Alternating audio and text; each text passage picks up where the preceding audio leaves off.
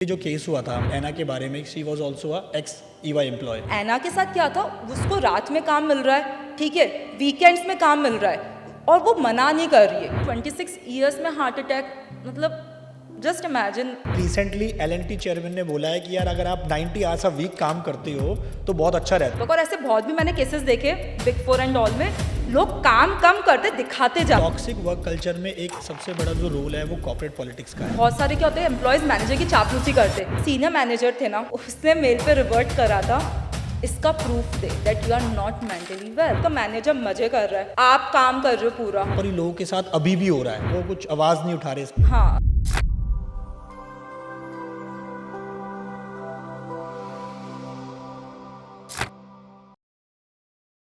लोग पढ़ते लिखते हैं ताकि वो कोई बड़ी डिग्री अचीव कर ले और फिर उनका सपना होता है कोई भी बड़ी एमएनसी कंपनी ज्वाइन कर ले।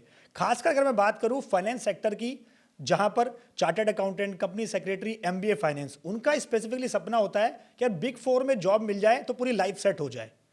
लेकिन इन कंपनियों की सच्चाई इनको नहीं पता होती है कि वहां के टॉक्सिक वर्क कल्चर में वो फंस के रह जाते हैं। तो दोस्तों आज का पॉडकास्ट बहुत स्पेशल होने वाला है, खासकर उन प्रोफेशनल और स्टूडेंट्स के लिए जो एमएनसी में जॉब कर रहे हैं या जॉब लेना चाहते हैं। तो आज हम जानेंगे कि इस टॉक्सिक वर्क कल्चर से आप कैसे बच सकते हैं, और इन सब का जवाब देने के लिए आज मेरे साथ हैं सीए निकिता जिंदल। सो निकिता, बहुत बहुत स्वागत है आपका हमारे पॉडकास्ट में। Thank you so much Deepak for inviting me. I am very excited for this podcast. Obviously, और आई एम श्योर हम लोगों को बहुत कुछ सीखने को मिलने वाला है। तो दोस्तों अगर आपकी लाइफ में इस पॉडकास्ट से थोड़ा सा भी चेंज होता है तो please do share the video and subscribe the channel. तो निकिता, पहले अपने आप को थोड़ा सा आप इंट्रोड्यूस करो लोगों के साथ। So hi guys, this is Nikita Jindal. I am a chartered accountant and a content creator, and along with that I do have a 6+ years of experience from Big Four organization.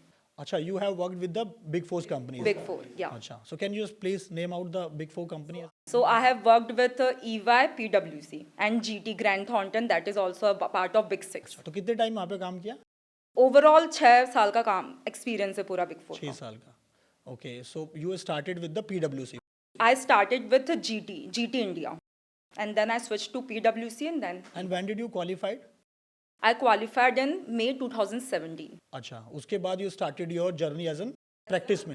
As a like job starting में I like my profile was in audit, अच्छा, कि मतलब मेरा जो first job था वो GT में था एज अ सीनियर, मतलब basically as a fresher senior in audit. okay. So how long you were there?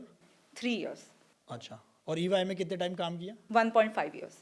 अच्छा, सो यार उसमें जैसे अभी रिसेंटली जो केस हुआ था अभी एना के बारे में, she was also a ex EY employee, तो उसको बताया जाता है कि उसके टॉक्सिक वर्क कल्चर की वजह से उसको जो है हार्ट अटैक का इशू आया था। तो इज इट ट्रू? अब दीपक देखो, बताया जा रहा है तो ऑब्वियसली सच ही होगा। देखो ऐना का जो केस था ना, वो भी सीए फ्रेशर थी, ठीक है, और जितना मुझे लग रहा है उसका मे बी कुछ एक्सपोजर आर्टिकलशिप इतना अच्छा नहीं होगा, और वो डायरेक्ट, जैसे मैं आपको पहले मेरा बताती हूँ, मेरा भी आर्टिकलशिप एक्सपोजर मेरे होम टाउन से था, ब्यावर से, ठीक है, ब्यावर राजस्थान। और फिर मेरा फर्स्ट जॉब था जीटी, जो वन ऑफ द बिग 6 में आती। तो मेरा जब मैंने वो जॉब ज्वाइन करी थी ना, तो मेरी सेम ऐना जैसी ही सिचुएशन थी, बिकॉज मेरे पास उससे पहले कोई एक्सपीरियंस ही नहीं था। अब समझो मेरे लिए वो फर्स्ट जॉब थी, ठीक है, आर्टिकलशिप भी बहुत नॉर्मल थी, है ना। तो वो जिस टाइप का जो उसमें आर्टिकल में मेंशन है, जो प्रेशर, वो सेम मेरे साथ भी था। प्रॉब्लम क्या होती है ना दीपक, मैं as a CA fresher join कर रही हूँ, ठीक है, आप भी समझो as a CA fresher join कर रहे हो, आपके पास आर्टिकलशिप एक्सपोजर या आपने कहीं और भी काम कर रखा है अच्छी कंपनीज में, ठीक है, मैंने नहीं कर रखा है। But the thing is that जो फर्म की जो एक्सपेक्टेशन होती है फ्रॉम सीए फाइनल, वो तो सेम ही रहेगी। आपको वो सेम पे दे रही है, मुझे भी सेम पे कर रही है, तो जो उनकी एक्सपेक्टेशन है सीए फ्रेशर से, वो तो सेम ही रहेगी। प्रॉब्लम ये हो जाती है, आपको प्रेशर हैंडल करना आ रहा है, बिकॉज आपका कहीं ना कहीं पास्ट ईयर का एक्सपीरियंस है, वो मुझे नहीं आ रहा है, बिकॉज मेरा वो एक्सपीरियंस नहीं है। फिर क्या होता है, एज अ सीए फ्रेशर हमें लगता है कि यार हम लोग करते हैं, सब कर रहे, हम लोग खुद को पुश करते, मैंने भी खुद को बहुत पुश करा था कि नहीं मेरे कलीग्स भी कर रहे तो मैं क्यों नहीं कर सकती हूँ, ट्राई करो, बहुत हार्डवर्क करो। ऐना की गलती ये हो गई थी दीपक, जो मुझे लगता है कि उसने अपनी वॉइस रेज आउट नहीं करी, क्योंकि पता है प्रॉब्लम क्या होती है, फ्रॉम स्मॉल टाउन ना, हमें ऐसा लगता है कि हम लोग मैनेजर्स को क्वेश्चन नहीं कर सकते, हम वो रिस्पेक्ट की बात आ जाती है कि अगर कोई मैनेजर है तो उससे कुछ टास्क दिया है, we have to do this, हम लोग we can not say no. तो मुझे ऐसा लगता है फ्रैंकली कि अगर आप कोई सीए फ्रेशर, आप कोई भी आप मतलब कोई नए स्टूडेंट या कोई नया न्यूली क्वालिफाइड हो और कोई ऐसे ऑर्गेनाइजेशन में जा रहे हो जिसमें आपको चीज़ें समझ नहीं आ रही, तो सबसे इंपॉर्टेंट है गाइज, आप ये समझो रिस्पेक्ट अलग चीज़ है, बट एक होना चाहिए, you can say no, no as in अगर कोई काम दे रहा है आपको, ठीक है, आपको पता है ये नहीं होने वाला, अनरियलिस्टिक एक्सपेक्टेशन से आपको 10 काम दे दिए, ठीक है, और बहुत ही अनरियलिस्टिक एक्सपेक्टेशन से कि आपको ये 10 काम विद इन, बोलते ना, विद इन 3 डेज या 4 डेज कंप्लीट करना है, और आप यू आर 100% श्योर ये नहीं होने वाला, आप मैनेजर को डायरेक्टली मना नहीं कर सकते, I can completely understand, but आप उनको ये बोल सकते हो कि सर इतने काम है, आप मुझे प्रायोरिटाइजेशन बता दो ना, मैं कौन सा काम पहले करूँ कौन सा काम बाद में करूँ। वो एक बार एक्सपेक्टेशन सेट हो जाते हैं, मैनेजर को पता चलता है कि यार ठीक है, मैंने इसको प्रायोरिटाइजेशन बता दिया है, ये ऐसे से मुझे देगी। बेसिकली दीपक, एक्सपेक्टेशन सेट करना बहुत इंपॉर्टेंट होती है। मेन ऐना के साथ क्या था, उसको रात में काम मिल रहा है, ठीक है, वीकेंड्स में काम मिल रहा है, और वो मना नहीं कर रही है, because obviously as a CA fresher उसको नहीं पता था मैनेजर को मना कर सकते हैं या एक्सपेक्टेशन सेट करो। उसकी फैमिली को उसने किसी से बात नहीं करी। तो मैं ये भी बोलना चाहूँगी कि जब आप इस फेज में होते हो ना, मेन है अपनी फैमिली को बताओ, मतलब you have to speak out ना, कि आपकी सिचुएशन क्या हो रही है। अगर मेरा मेंटल ब्रेकडाउन हो रहा है, अगर मैं किसी से बात ही नहीं करूँगी, मेरी फैमिली से बात नहीं कर रही हूँ, मेरे फ्रेंड से बात नहीं कर रही हूँ, तो मैं मेंटली और ज़्यादा ब्रेकडाउन होगी ना। तो उसका ये भी सोल्यूशन है कि जब आपको लग रहा है कि चीज़ें बहुत mentally you are exhausted, talk to your friends, talk to your family members. और जैसे बिग 4 में, कोई भी बड़ा ऑर्गेनाइजेशन में क्या होता है ना, पॉलिटिक्स भी बहुत ज़्यादा होती है, तो आप अपने कलीग से इतनी बात नहीं कर सकते। बट आई एम 100% श्योर ऐसे और भी, मतलब ऐसा नहीं है कि 100% कलीग सब पॉलिटिक्स में इन्वॉल्व होते, ऐसे काफ़ी अच्छे लोग भी हैं जो आपके फ्रेंड्स बन सकते हैं बिग 4 या और भी दूसरे ऑर्गेनाइजेशन में, जिनको आप ट्रस्ट कर सकते हो। उनसे बात करो, टॉक टू ट्रस्टेड कलीग्स। ऐसा होता है दीपक कि समझो मैं एक मैनेजर के साथ वर्क कर रही हूँ, ठीक है, आप भी सेम मैनेजर के साथ वर्क कर रहे हो, आप वो प्रेशर हैंडल कर पा रहे हो, मैं नहीं कर पा रही हूँ, और आप मेरे अच्छे फ्रेंड हो, तो मैं आपसे बात मुझे आपसे बात करनी चाहिए ना कि आप कैसे हैंडल कर रहे हो, ठीक है, क्या टेक्निक्स है, ताकि मैं आपसे सीखूंगी, और अगर मैंने सेम टेक्निक्स वो अप्लाई करी, मैं भी तो उनको हैंडल कर ही सकती हूँ ना। आप ये सोचो ना गाइस कि कोई भी अच्छा या बुरा नहीं होता। देखो एज अ मैंने ईवाई क्विट करा रिसेंटली, तो मैं भी एज अ मैनेजर ही थी उधर, तो मुझे पता है गाइस कि मैनेजर का काम क्या होता है, उनको काम करवाना होता है, ठीक है, उनका ये नहीं है कि मतलब कि मुझे टॉक्सिक वर्क कल्चर ही देना है एम्प्लॉयज़ को तो ही काम होगा, ऐसा कुछ नहीं है। मैं मेरी टीम में मैंने कभी भी टॉक्सिक वर्क कल्चर नहीं रखा था, मेरा सिंपल सा था, मुझे काम चाहिए, तुम अपने अकॉर्डिंग काम दो, बट मुझे काम चाहिए। अगर कोई काम नहीं करेगा और डेडलाइन से, तो ऑब्वियसली बोलना तो पड़ेगा, क्योंकि ऐसा होता है बहुत बार कि अगर तुम नहीं बोलोगे तो फिर कोई बार होता है ना, कोई एम्प्लॉयज़ वो करते भी नहीं काम, they are like very stubborn कि वो लोग करेंगे ही नहीं, तो ऑब्वियसली टॉक्सिक, अब वो उसको आप टॉक्सिक बोलोगे क्या बोलोगे मुझे नहीं पता, but being a manager I can completely understand कि मैनेजर के ऊपर भी बहुत चीज़ें होती है, उसको सीनियर मैनेजर को रिपोर्ट करना पड़ता है, उसको डायरेक्टर्स पार्टनर्स को रिपोर्ट करना पड़ता है, उसके ऊपर बहुत सारी डेडलाइंस होती है, तो वो धीरे धीरे प्रेशर पाइल्ड अप होकर नीचे जाता रहता है जूनियर्स के पास। But the thing is that अगर आपने एक्सपेक्टेशन ही क्लियर सेट कर दी कि मेरे पास इतना काम है और इससे ज़्यादा बर्डन मैं नहीं ले सकती, ठीक है, अगर आपको कोई बोल रहा है कि वीकेंड्स में काम करना है, ठीक है, आई डू अंडरस्टैंड डेडलाइंस होती है, काम करना पड़ता है कभी कभी, बट अगर आपको लग रहा है बहुत फ्रिक्वेंटली हो रहा है, आपको हर वीकेंड काम करना पड़ रहा है, तो आपको वॉइस तो रेज आउट करनी पड़ेगी ना, आपको बोलना पड़ेगा कि ऐसे तो काम नहीं चलेगा ना। निकिता, बिग 4 में जॉब पाना एक सपना होता है, मतलब even I am also a chartered accountant, तो मेरा सपना था यार, मतलब आफ्टर क्वालिफाइंग सीए कहीं बिग 4 में जॉब मिल जाए, तो मैंने काफ़ी अप्रोच लगाई, बट मेरा हुआ नहीं। तो जो प्रोफेशनल्स हैं, जो स्टूडेंट्स हैं, जो भी सीए कर रहे हैं या कोई भी एमबीए फाइनेंस बैकग्राउंड से हैं, सीपीए हैं, कंपनी सेक्रेटरी हैं, तो उनको ये रहता है कि यार हमें बिग 4 मिल जाए तो हमारी लाइफ सेट हो जाएगी।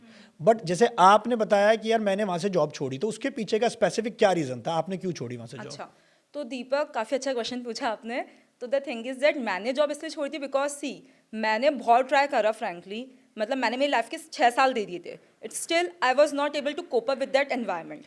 तो मतलब वो इतना टॉक्सिक एनवायरमेंट हो गया था बीइंग अ मैनेजर, जब मैं इतना प्रेशर नहीं झेल पा रही, तो आई कैन कम्प्लीटली अंडरस्टैंड कि फ्रेशर्स नहीं झेल सकते। और मेन रीज़न ये भी था दीपक कि मैं जॉब करती थी, मैंने साइड बाय साइड अपना कंटेंट क्रिएशन भी स्टार्ट कर लिया था, ठीक है, तो मैं I was looking for side hustle कि यार मुझे साइड में कुछ और भी करना है, आप समझ रहे हो। तो और वो मेरा फिर थोड़ा ग्रोथ अच्छी मिल गई थी मुझे, तो मेरा ये भी था कि यार फुल टाइम अब इसको करके देखते कि और नेक्स्ट क्या हो सकता है ऑप्शंस। तो तो इसलिए एक ये भी रीज़न था कि मेरे को उसमें ज़्यादा इंटरेस्ट आ रहा था कंटेंट क्रिएशन में, इसलिए मैंने जॉब छोड़ी थी। और एक भी था, टॉक्सिक भी काफ़ी था, मतलब I was working day in and day night, और मुझे ज़्यादा कुछ पर्क्स नहीं मिल रहे थे, ठीक है।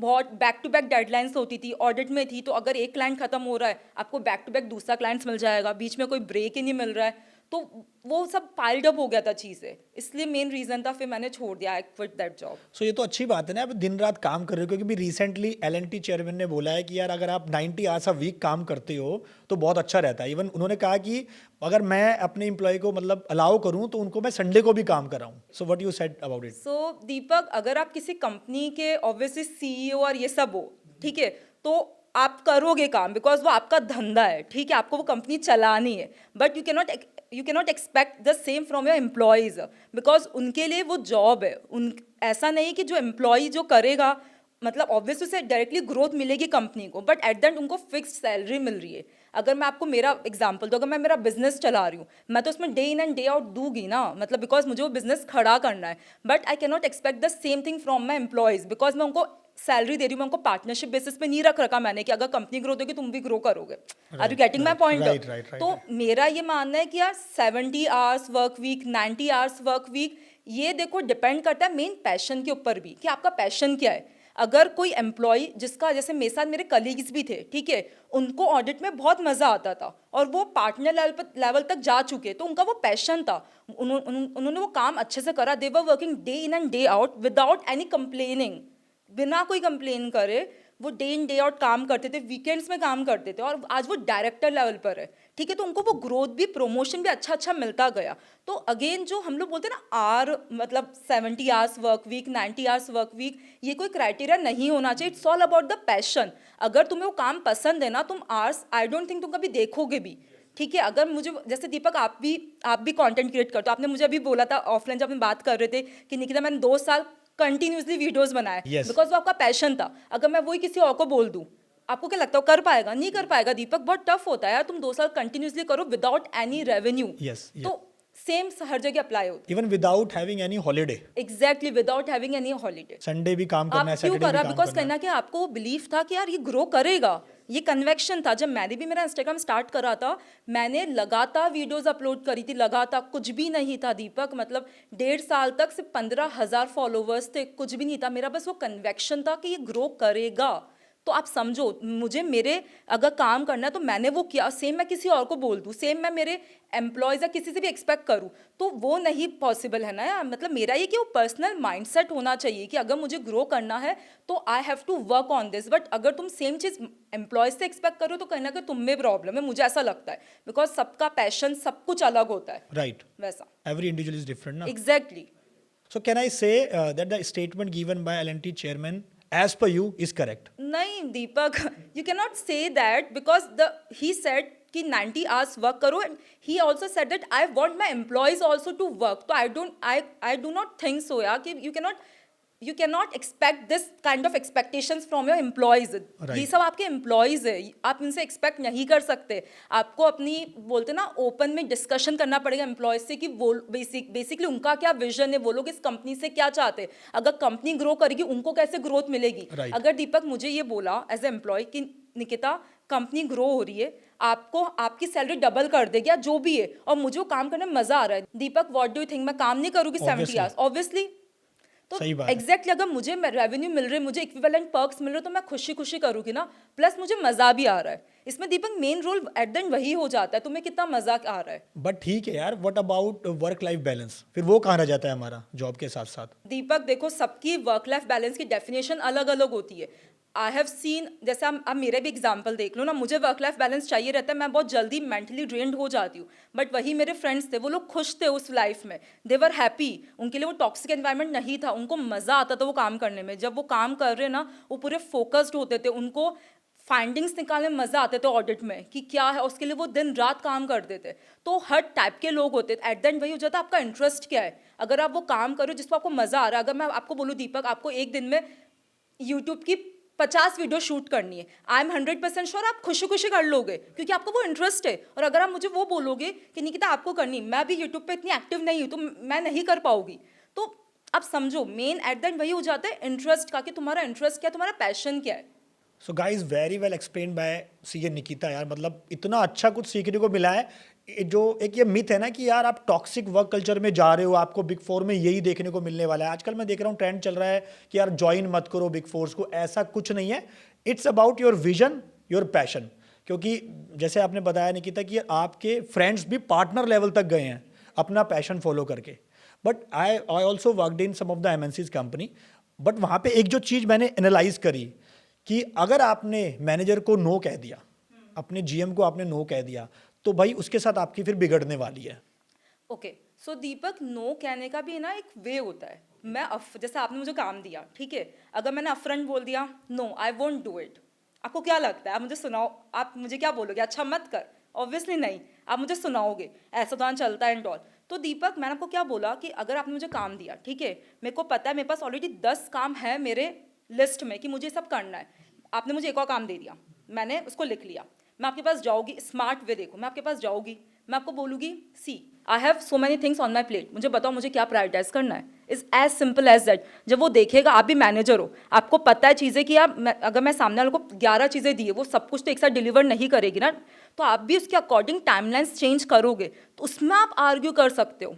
आप समझो, काम आ रहा है, डायरेक्टली लो मत, बात करो, बट एक वे होता है। डायरेक्टली मना मैंने नहीं बोला कि you just have to say no, no with the reason कि दिस इज व्हाट, ये मेरे पास है, आप मुझे बताओ मैं कैसे मैनेज करूं। मैनेजर का काम क्या होता है? मैनेज करना। yes. उनके पास जाओ ना, उनको बोलो क्या मुझे बता दो। और फिर दीपक ये भी रहता है, मैं आपको क्लियर कट बताऊंगी, ऐसे भी मैनेजर्स रहते हैं जो खुद से कुछ रिस्पॉन्सिबिलिटी नहीं लेते हैं, वो जूनियर्स पे ढोल देते हैं, तो वो तो फिर आपकी किस्मत है। right. देखो फ्रैंकली मेरे भी ऐसे फ्रेंड्स थे बिग फोर में, मैं कंप्लीट रिस्पॉन्सिबिलिटी लेती थी, मुझे पता था मेरी टीम के पास कितना प्रेशर है, ठीक है, मुझे एक एक टास्क पता थे उनकी टीम के, जब भी उनको प्रॉब्लम आती थी I was there to help them. But ऐसे काफ़ी मैनेजर्स थे जो एना के पोस्ट में भी मेंशन था कि खुद चिल कर रहे हैं और टीम से काम करवा रहे हैं, ऐसे भी केसेस है। तो इस केस में यार गाइस फिर तो मतलब कहीं ना कहीं फिर प्रॉब्लम तो है ही। मतलब या तो आप ऐसा आप सीनियर मैनेजर को कंप्लेन कर सकते हो इस केस में, बट उसमें भी दीपक ये होता है most of the time senior manager की ही सुनेगा, क्योंकि वो अबव पोजीशन में है। ऐसा भी होते जैसे एक दो सीनियर मैनेजर्स मेरे काफ़ी अच्छे थे जो हमारी सुनते थे जब मैं जूनियर थी, बट वो बहुत रेयर केसेस होता है दीपक। तो उस टाइम तो मैं ये बोलूँगी दीपक, अगर आपको लग रहा है कि बहुत टॉक्सिक एनवायरनमेंट हो गया है, सब कुछ वॉइस भी रेस कर ली, कुछ भी नहीं हो रहा है, start looking for the new options. एक ही लाइफ है ना, मतलब ऐसा तो है नहीं कि आपके पास एक ही जॉब है। अगर आपने आज भी रिजाइन कर दिया, कल आपकी जगह कोई और आ जाएगा, तो बेसिकली यू आर रिप्लेसेबल। तो क्यों इतना दिमाग लगा रहे हो? मतलब मुझे तो ये चीज़ समझ नहीं आती है कि ऐसा तो है नहीं बिग फोर, सिर्फ बिग फोर मतलब और कोई कंपनीज है ही नहीं इंडिया में, और भी तो कंपनीज है ना दीपक, दुनिया भर की कंपनी। हाँ मेन दीपक पता है क्या, अगर तुम्हारे पास स्किल्स होगी ना, तुम्हें कोई भी जॉब दे देगा। प्रॉब्लम है वही, हमें खुद पे कॉन्फिडेंस ही नहीं है, हमें खुद को हमें पता ही नहीं हमें जॉब मिलेगी नहीं मिलेगी, इसलिए हम डरते रहते हैं। मेन दिक्कत क्या दीपक, आप मुझे ये बताओ, अगर मुझे इतना ज़्यादा टॉक्सिक वर्क एनवायरनमेंट लग रहा है कि मैं सर्वाइव ही नहीं कर पा रही हूँ, मेरी हेल्थ ख़राब हो रही है, मैं मेडिकल के बिल्स पे करे जा रही हूँ, सब कुछ हो रहा है, तो मैं क्यों नए ऑप्शंस क्यों मैं लुकआउट नहीं कर रही हूँ? करने चाहिए ना। अगर मेरे पास स्किल्स है, ठीक है, मैं ऐसा नहीं दीपक कि अपन 100% नहीं दे रहा। अगर मैं एना का भी एग्जांपल हमने डिस्कस करा था, उसने 100% दिया, उसने सब कुछ करा, वो अपने जगह एकदम सही थी, उसको पता था कि आप बीइंग अ सीए फ्रेशर उसको चीज़ें ऑब्वियसली करनी पड़ेगी, स्टार्टिंग में स्ट्रगल करना पड़ेगा, बट अगर नहीं हो पा रहा है चीज़ें, मतलब जो सोचा था वैसा नहीं निकले बिग फोर उसके लिए, तो start looking for the new option. अपनी हेल्थ को क्यों खराब कर रहे हो? एक बार हेल्थ खराब हो जाएगी ना, उसको रिकवर होने में पता भी नहीं कितना टाइम लगेगा। सबसे इंपॉर्टेंट अपनी हेल्थ। फिर इसमें और भी लोग बोलते हैं कि जैसे मैंने ऐसे थोड़े बहुत पोस्ट किए थे इस पर, तो मुझे काफ़ी कमेंट्स मिले थे कि Nikita it is easy to say for you as you are a girl, बहुत सारी फैमिली रिस्पॉन्सिबिलिटीज़ आ जाती है, हमारे पास हमारी प्रिविलेज्ड लाइफ नहीं है आपकी तरह। तो फर्स्ट थिंग, तुम्हें नहीं पता कि मेरी प्रिविलेज लाइफ है या नहीं है, तो आप कमेंट नहीं कर सकते किसी भी लाइफ को देखकर।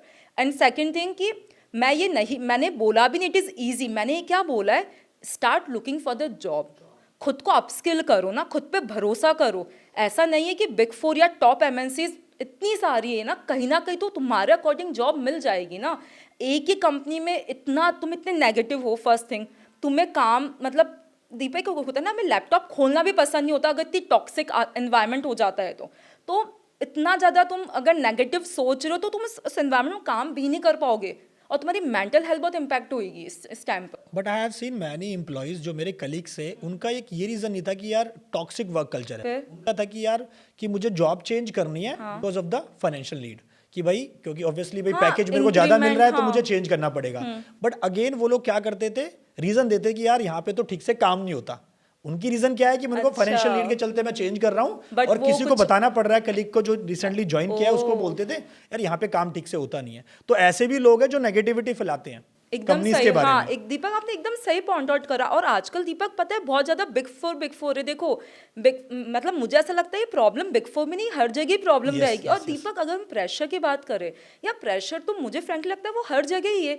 आज आप अपना काम करो, प्रेशर नहीं क्या, डेली बेसिस में प्रेशर होता है। जब मैं सीए स्टूडेंट थी मुझे इतना प्रेशर था कि मैं पास कैसे होगी, फिर मैं जॉब करा तब अलग से प्रेशर, अब मैं इधर आए कंटेंट क्रिएशन में, अलग लेवल का प्रेशर है। जॉब में एक फिक्स्ड इनकम तो मिलती थी, खुद का कुछ कर रहे हो तो nothing is fixed, everything is fluctuating. तो यार मुझे ऐसा लगता है दीपक प्रेशर तो तुम कुछ भी कर लो लाइफ कुछ में, भी कर लो, हर जगह रहेगा प्रेशर। तो इवन यार आईएएस भी बन जाओगे तो भी तो प्रेशर भी है। रहेगा प्रेशर भाई, तुम्हें सब कुछ संभालना है चीजें। तो वो कंप्लीट अपने माइंडसेट के ऊपर, अपना माइंडसेट कितना स्ट्रांग है, अपनी जो कम्युनिटी है दीपक, अगर आपके साथ 10 ऐसे लोग होंगे जो खुद नेगेटिव है, ठीक है, तो आप भी नहीं भी चाहोगे तो भी आप वैसा बन ही जाओगे। Right. सेम मेरे साथ बिग फोर में हुआ था। मैं उस टाइम बिग फोर ज्वाइन करने से पहले मैं इतनी पॉजिटिव थी, मेरे सराउंडिंग में लोग इतने टॉक्सिक थे ना, मैं खुद वैसी बन गई थी। मैं कहीं भी जा रही हूँ, कोई भी पूछा कैसी लाइफ चल रही है, आई वाज लाइक बेकार लाइफ चल रही, बहुत प्रेशर है। तो अपना और उससे मेरी मेंटल हेल्थ बहुत इंपैक्ट हुई है। मतलब मैं आपको मानकर चलूँ, मैं अभी तक मेरी मेंटल हेल्थ में सफ़र ही कर रही हूँ। आप समझ रहे हो, I am not at my 100% कि मैं एकदम I am happy and all, वो अभी तक है मेंटल हेल्थ इश्यूज। तो वो तो कहीं ना कहीं फिर आपको इतना स्ट्रांग बनना होगा ना। आप you can not blame to any companies. आपको मतलब वो प्रेशर तो हर जगह ही, आप बिग फोर ज्वाइन करो, आप कोई नॉर्मल फर्म भी ज्वाइन कर लो, आप पता है क्या बोलोगे, यार पैसा बहुत कम देती, काम बहुत करवाती। काम नहीं है। दीपक आप किसी भी एम्प्लॉय से बात कर लो जो जॉब कर रहा है, सबका कुछ ना कुछ दिक्कत है। कोई बोलेगा पैसा कम देते, काम बहुत ज्यादा कराते, कोई बोलेगा पैसा तो बढ़िया है बट काम बहुत ज्यादा है, कोई बोलेगा सब कुछ बढ़िया है बट फिर भी नहीं मजा आ रहा है। मतलब कंप्लेनिंग नेचर, कोई कितनी अच्छी कंपनी मिल जाए, हाँ, पैसा अच्छा मिल जाए, फिर भी कंप्लेनिंग। मेरे तो ऐसे फ्रेंड्स है दीपक जिनका बहुत अच्छा पैकेज है, मतलब करोड़ में they are earning, still they are complaining. So guys, this is the learning from CA Nikita Jindal की यार लाइफ में ना कंप्लेन करना बंद करो और बी पॉजिटिव, और जो कर रहे हो उसको पैशनेट होकर काम करो, चाहे आप जॉब कर रहे हो, प्रैक्टिस कर रहे हो, कंटेंट बना रहे हो। बट टचवुड यार, मेरे साथ ये अच्छा हुआ है जब मैंने भी कुछ एमएनसीज में काम किया हुआ है। सो मेरे को तो मैनेजर अच्छे मिले हुए थे, ठीक है, लेकिन सेकंड यहाँ पे मैं ऐड करूँगा, दे वर ऑल्सो प्रेशराइज कि भाई आप जो है काम करो। यार उनसे ना अगर वो प्रेशर नहीं करेंगे तो आप काम कैसे करोगे, सिंपल सी बात है ना। तो वो प्रेशर करते थे एक पॉजिटिव पॉइंट से कि यार बंदा काम करे, काम करेगा तो सीखेगा। एग्जैक्टली। तो बहुत अच्छे मैनेजर ऐसे भी होते हैं यार जो आपको प्रेशर इसलिए करते हैं ताकि आप सीख पाओ चीजें, बिकॉज हम लोग नए होते हैं, हमें चीजें पता नहीं रहती। तो अगर कोई प्रेशर ही ना, हम तो काम ही नहीं करेंगे ना दीपक।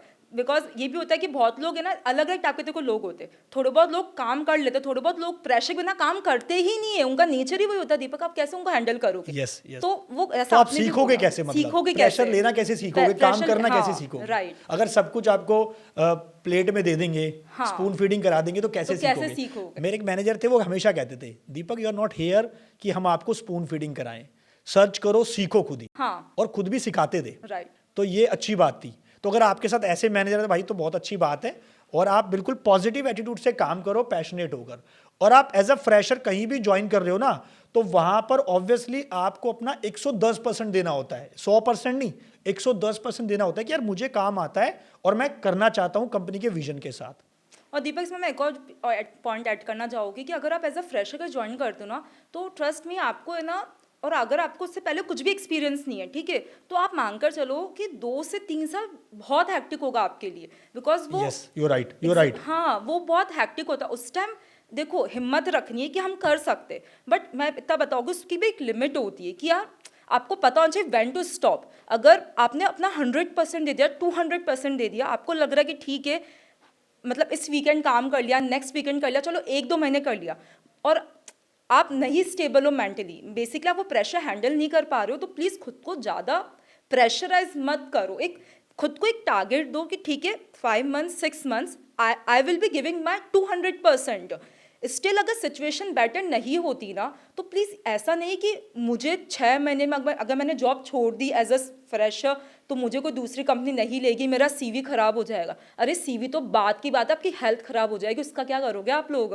तो वो तो बात की बात है ना दीपक, वो है आपकी बात सही है कि यार अगर मैंने 5-6 महीने में जॉब छोड़ दी एज अ फ्रेशर तो मेरा सीवी, मेन काफ़ी बच्चों के कन्फ्यूजन होते हैं कि अगर मैं जॉब छोड़ना सीवी खराब हो जाएगा। वो तो बात की बात होगी ना, आपकी हेल्थ जाएगी, उसका खराब हो क्या जाएगी, करोगे उसका क्या आप? करोगे, राइट। तो दो 100% 200% सब कुछ दो, बट फिर भी लग रहा है नहीं यार मैं मेरा 100% दे रहा हूँ, 200% दे रहा हूँ, सिचुएशन बेटर नहीं हो रही है, चीज़ें बेटर नहीं हो रही है, स्टिल मैनेजर समझ लो उस टाइप का नहीं है, जो अंडरस्टैंडिंग नहीं है, तो बात करो सीनियर, मतलब बेसिकली एक्शंस लो, मैं ये बोल रही हूँ, बैठे मत रहो, सोचते मत रहो। So how do you define, जो अब इतना बात कर रहे हैं टॉक्सिक वर्क कल्चर, ये है क्या? कैसे डिफाइन करेंगे इसको? कैसे डिफाइन करूँ? मतलब क्या आपको ऐसा लगेगा कि यार एक ऑर्गेनाइजेशन के अंदर कि टॉक्सिक वर्क कल्चर है यहाँ पे? Okay, so toxic work culture का मुझे डिफाइन करना है ना, तो अगर आपका मैनेजर मजे कर रहा है, ठीक है, अच्छा। आप काम कर रहे हो पूरा, that is toxic work culture. Because simple सी बात है, मैनेजर की रिस्पॉन्सिबिलिटी क्या होती है? टू मैनेज द टीम, सबकी क्वेरीज ले, ठीक है। तो आप मेरे पास आए, आप मेरे जूनियर हो, आप मेरे पास आते हो कि निकिता मेरे पास मुझे क्वेरीज है, मैं बोलती हूँ आई एम बिजी, आप बाद में आना। आई कैन कम्प्लीटली अंडरस्टैंड कि मैनेजर के पास काफ़ी सारी वो रहते हैं, टास्क रहते हैं, और जो भी है बैक टू बैक मीटिंग्स रहती है, ठीक है। आप फिर से 3 घंटे बाद आए कि निकिता मेरे पास ये है, आप प्लीज़ बता दीजिए। मैं बोल रही हूँ कि नहीं यार मैं बहुत बिजी हूँ। फिर मैं 1-2 दिन बाद, मैं 1 या 2 दिन बाद आपसे फॉलोअप करूँ, what is the status of that work. आप बोलोगे नहीं हुआ, मैं आप पे चिल्ला रही हूँ, दैट इज़ टॉक्सिक। कि आप जब आप मेरे पास आए, मैं अवेलेबल नहीं थी, मैं आपकी क्वेरी सॉल्व नहीं कर पाई थी, ठीक है। आपने अपनी साइड से रिसर्च, ऐसा देखो दीपक, इसमें ये भी होता है कि आप बिना रिसर्च करे आप डायरेक्टली मेरे पास आ जाए, स्पून फीडिंग कि मुझे बता दो, तो वो तो फिर आपकी गलती है। Yes. आपने प्रॉपर रिसर्च करी, आपने अपने कलीग से कनेक्ट करा, नहीं पता चला, उसका कुछ भी सोल्यूशन नहीं मिला, आप मेरे पास आए, मैं टाइम नहीं दे पा रही हूँ, 2 से 3 दिन हो गए, कुछ भी हो गया, फिर मैं आपसे एक्सपेक्ट नहीं कर सकती कि आप वो काम कंप्लीट करोगे। फिर मेरे में प्रॉब्लम है ना, मुझे टाइम देना चाहिए था, और फिर उसके बाद मुझे चिल्लाना आपको नहीं चाहिए था ना, बिकॉज एट द एंड मेरी साइड से प्रॉब्लम है ना वो। और ये भी होता है गाइस कि अगर आपके सीनियर्स अपने रिस्पॉन्सिबिलिटी नहीं ले रहे हो, ठीक है, जैसे कोई टास्क कंप्लीट कर लिया, आपने कंप्लीट करा, मैंने रिव्यू करा एज अ मैनेजर, किसकी रिस्पॉन्सिबिलिटी होगी? At the end as a manager की Yes, होगी ना, manager की आपकी भी होगी, बट मैनेजर की भी इक्विवेलेंट होगी बिकॉज मैनेजर ने रिव्यू करा है। I have seen a lot of cases जहाँ पे मैनेजर डायरेक्ट जूनियर पे बोल देते हैं कि ये काम इसने करा है।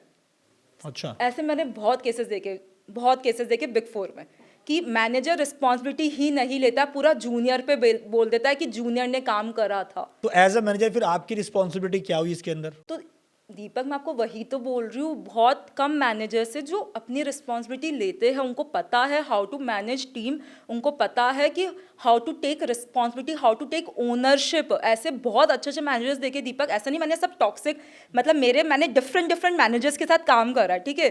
थोड़े बहुत मैनेजर्स दीपक इतने अच्छे थे ना, उन्होंने मेरे को ग्रो करने में इतनी हेल्प करी ना, प्रमोशंस और सब कुछ में मेरी हेल्प करी है। पर थोड़े लोग ऐसे थे ना कि एक होता है दीपक कि गलती देखो सबसे होती है, अगर आज मैं भी काम करूंगी, सबसे नोबडी इज परफेक्ट, सबसे गलती होती है। कोई होता है आपकी गलती को लेकर ही बैठ गया।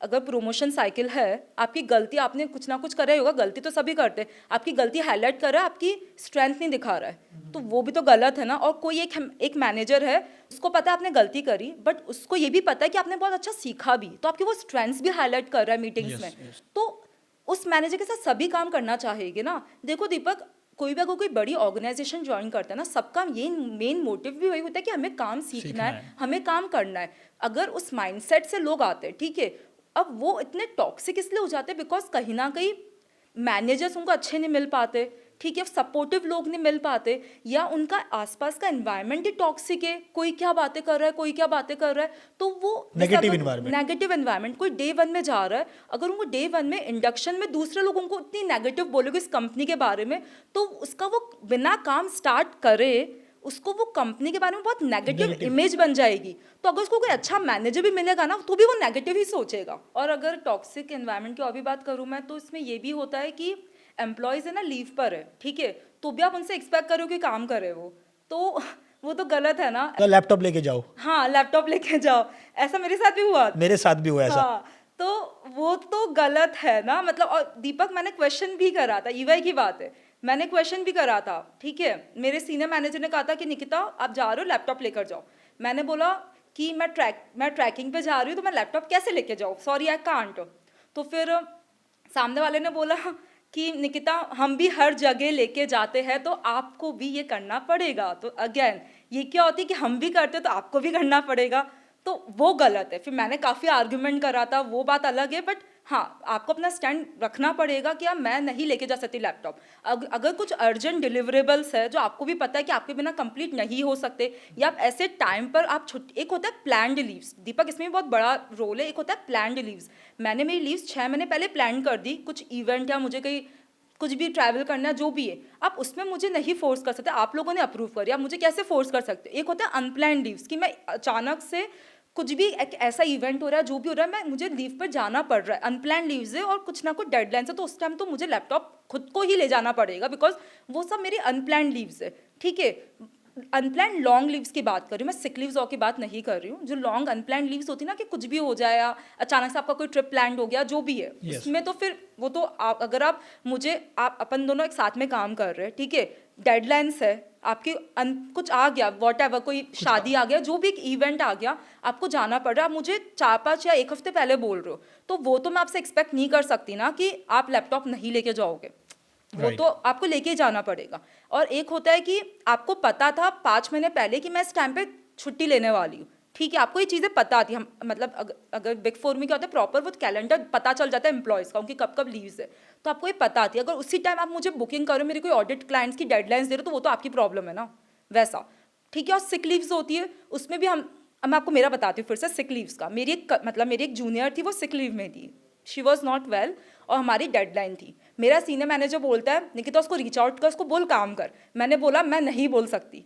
मैंने क्लियर कट बोला, मैं कहा शी इज़ नॉट वेल, मैं I can not force someone to work अगर वो सही नहीं तबीयत है। ही ठीक नहीं है तो दीपक उस टाइम पे ये हुआ था कि मतलब ऑब्वियसली मैं उसको नहीं बोला था, बट उसका काम मैं कर रही थी, तो मेरी तबीयत खराब हो गई थी, बिकॉज मैंने वर्डन ले लिया था, आप समझ रहे हो। तो फिर एट द एंड वही होता है ना कि मतलब वो तो देखो फिर मैनेजर और उसका रिलेशंस की बात आ जाती है कि तुम किस लेवल तक, बिकॉज ऐसा होता है बहुत लोग सिक होते still they are working, because उनके Yes. मैनेजर उनको प्रेशराइज करते हैं। और एक और चीज़ है दीपक, इसमें टॉक्सिक में ये भी आता है वीकेंड्स का, सैटरडे संडे का, ठीक है, कि अगर आपको बोला जा रहा है हर वीकेंड काम करना है, जैसे I was in grand Thornton, starting का जो मेरा जॉब था, है ना, वो मेरा, और उसमें मेरे पास मुंबई का one of the biggest client था, ठीक है।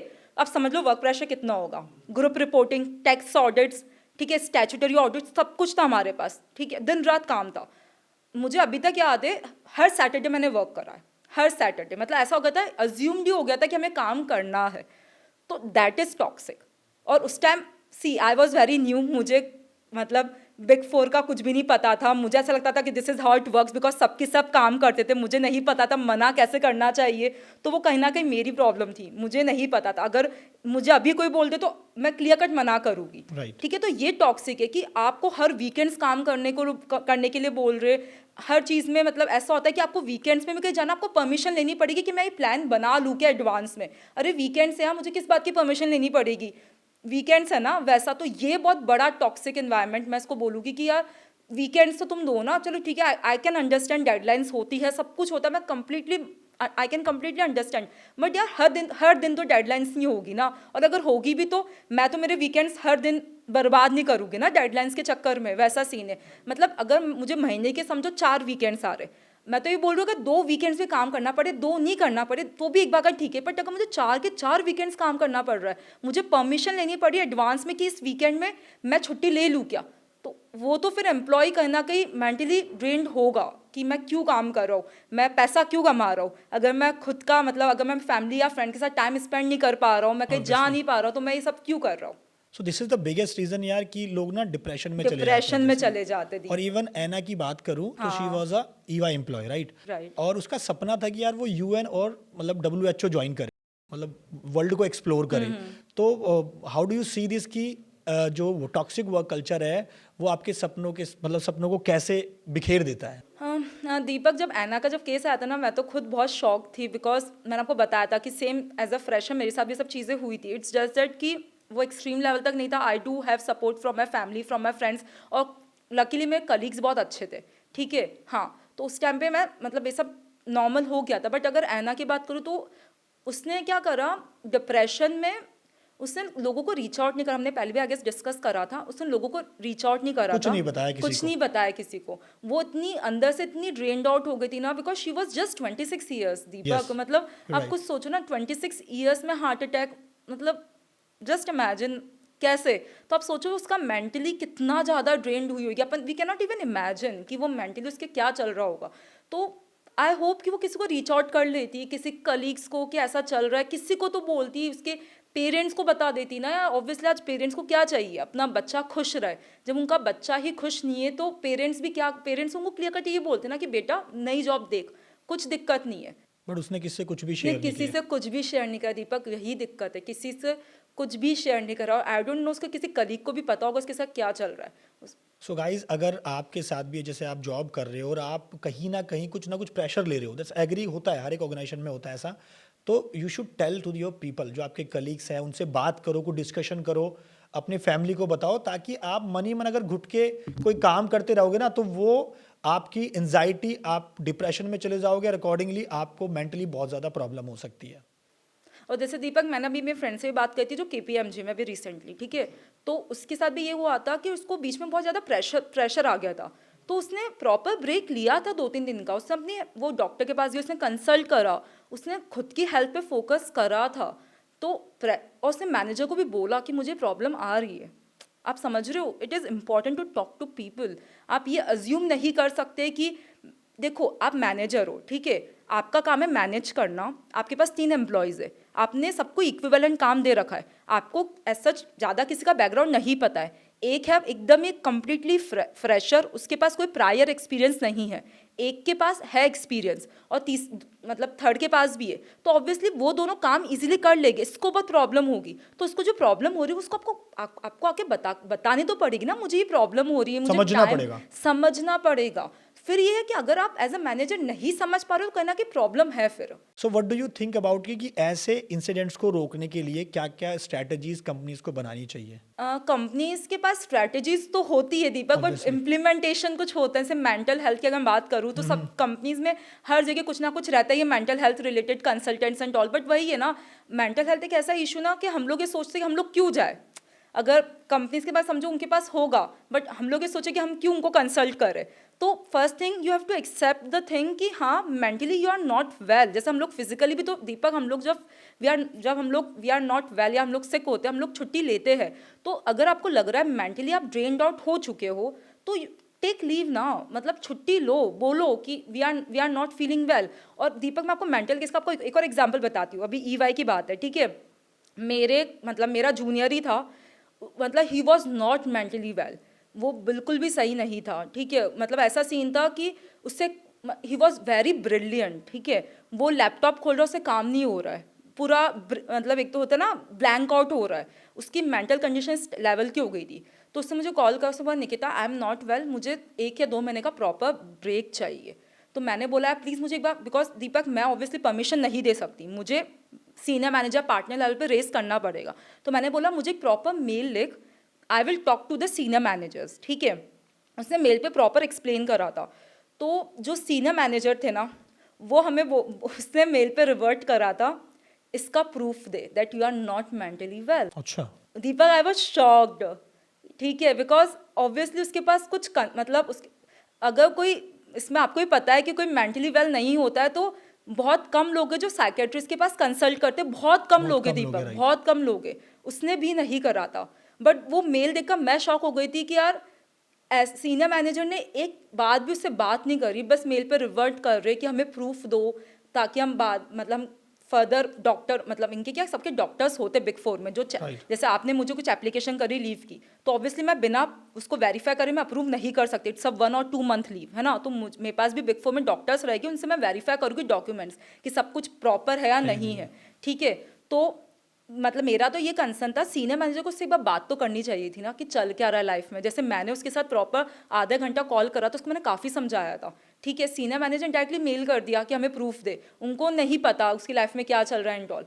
तो अगर, और द थिंग इज दैट कि मेंटल हेल्थ का प्रूफ तुम मांग रहे हो, ठीक है। फिर उसने, मैं उसको बोला भी था, मैंने कहा एक काम कर, तुम्हारा जो नॉर्मल सा जो डॉक्टर उनके पास चल जाओ, नॉर्मल जो है तुम वही जैसे अगर मैं डॉक्टर पास विजिट कर रही हूँ तो वही तुम्हें कुछ ना कुछ तो नॉर्मल बता ही देगा, तो उसने वो करके सब प्रूफ सबमिट करा। But the thing is that जो मेल जो गया था ना कि कुछ भी नहीं, बस एक लाइन ऑफ मेल, हमें प्रूफ दे दो, वो मुझे खुद को बहुत ज़्यादा वैसा लगा था, बिकॉज उसका मेल था इतना बड़ा, सब कुछ एक एक चीज़ मेंशन कर रखी थी कि मेरे साथ ये हो रहा है, मेरे साथ ये, मैं प्रॉपर सो नहीं पा रहा हूँ, मेरे से काम नहीं हो पा रहा है, वो नहीं हो रहा। वो एकदम ब्रिलियंट था, एकदम ब्रिलियंट। उसके साथ ये सब चीज़ें हो रही थी, और कुछ मतलब वही है ना दीपक, काम तुम कर रहे हो बट वैल्यू नहीं है फिर। तो इस ऑर्गेनाइजेशन में काम करके फिर तुम्हें लगता है हम क्यों करें काम? अगर एक होता कि उसको प्रॉपर उसको हेल्प दी जाती कि ठीक है तुम्हारे साथ ये इशू हो रहा है, हम बताओ हम क्या कर सकते हैं तुम्हारे लिए, what we can do for you, तो फिर जाकर वो सोचता, उसका मेंटल प्रेशर थोड़ा कम भी होता। बट कोई कुछ कर ही नहीं रहा, उनको फर्क भी नहीं पड़ रहा दीपक। तो फिर यार जैसे इवन काफ़ी सारे और भी ऐसे केस होंगे जहाँ पर ये लोगों के साथ अभी भी हो रहा है, बट वो कुछ आवाज़ नहीं उठा रहे इस पे। हाँ, आवाज़ नहीं उठा रहे हैं। तो वो उनके लिए क्या कहना चाहते हो तुम? Speak out. जब तक आप आवाज़ नहीं उठाओगे, देखो अगर मेरे साथ क्या चल रहा है, मेरी फैमिली वाले भी अज्यूम नहीं कर सकता अनलेस अनटिल मैं नहीं बोल पाऊँ। तो हाउ कैन यू एक्सपेक्ट कि कोई अननोन है वो उसको ये पता चल जाएगा कि आपकी लाइफ में क्या चल रहा है? You have to speak out ना, कि आपको बोलना तो पड़ेगा ही। मुझे पता है कि इसमें बहुत गट्स चाहिए कि हम ऐसे कैसे बोल दें, हमारे वो सीनियर है, एक रिस्पेक्ट होती है, सब कुछ सही है, रिस्पेक्ट होती, मैं ये बोल रही हूँ रिस्पेक्ट से बोलो। मैं ये नहीं बोल रही हूँ कि तुम एकदम वैसी आवाज़ में बोलो कि उनकी रिस्पेक्ट डिसरिस्पेक्टफुल लगे। I am just saying speak out. जो तुम्हें लग रहा है कि क्या सही है, या जो तुम्हें लग रहा है कि तुम्हारे साथ क्या गलत हो रहा है, you have to speak out. अगर 2 एम्प्लॉयज़ है, एक को टास्क कम दे रहे हैं, एक को ज़्यादा दे रहे हैं, you have to speak out ना, इक्वल टास्क दो। या ऐसा भी हो सकता है कि एक बीमार है, नॉट वेल, एक प्रॉपर है, तो उसको थोड़ा प्रेशर कम कर दो, सामने को ज़्यादा दे दो। तो वो तो बोलने से ही होगा ना कि आई एम नॉट वेल। जैसे जब मैं आपको जो केस बताया था ईमेल का, तो मैंने उनके जिनके साथ वो काम कर रहे थे ना, उनके मैनेजर से कनेक्ट करा, मैंने बोला कि प्लीज़ आप इनको थोड़ा कम काम दीजिए, वो अभी इतना प्रेशर नहीं झेल पाएगा।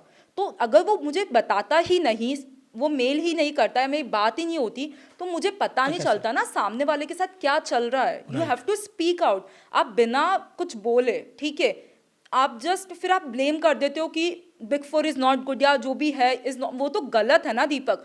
आप पहले बोलो, फिर आप देखो कि कुछ उनकी साइड से कुछ हो रहा है, एक्शंस हो रहे हैं क्या। बिकॉज ऐसा होता है दीपक, मेरे साथ भी काफ़ी मुझे अच्छे मैनेजर्स भी मिले थे, मैंने बोला तो उन्होंने खुद से वो काम करते थे मेरे बिहाफ में, because at the time I was not well.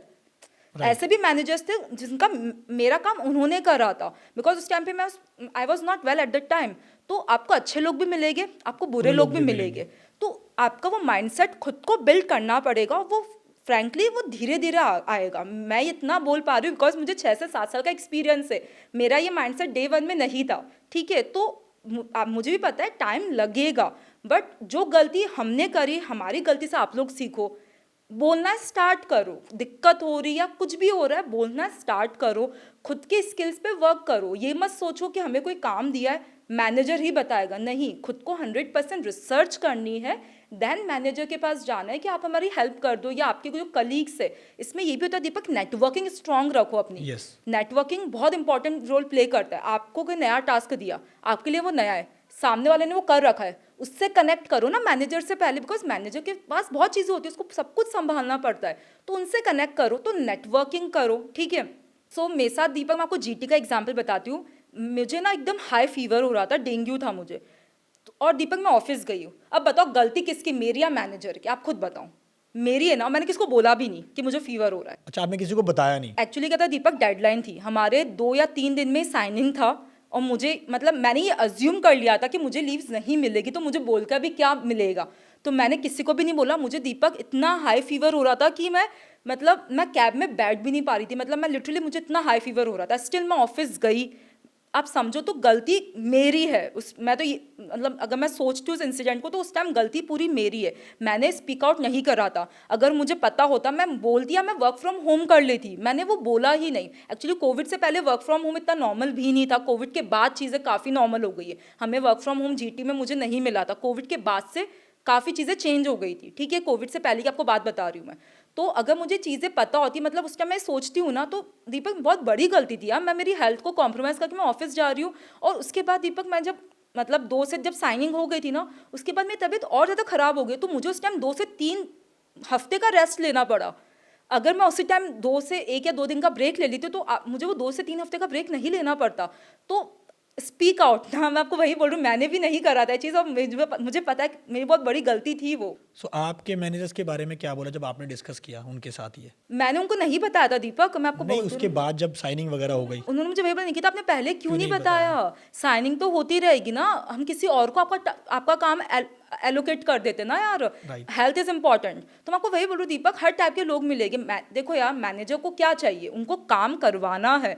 ऐसा तो है नहीं कि दे आर लाइक कि नहीं तुम ही काम करोगे या तुम ही काम करोगे। चाहे मर जाओ कुछ भी करो, तो काम करो। ऐसा नहीं है दीपक। ऑब्वियसली सब हर कोई अवेलेबल नहीं रहता, कभी क्या होता है कभी क्या होता है।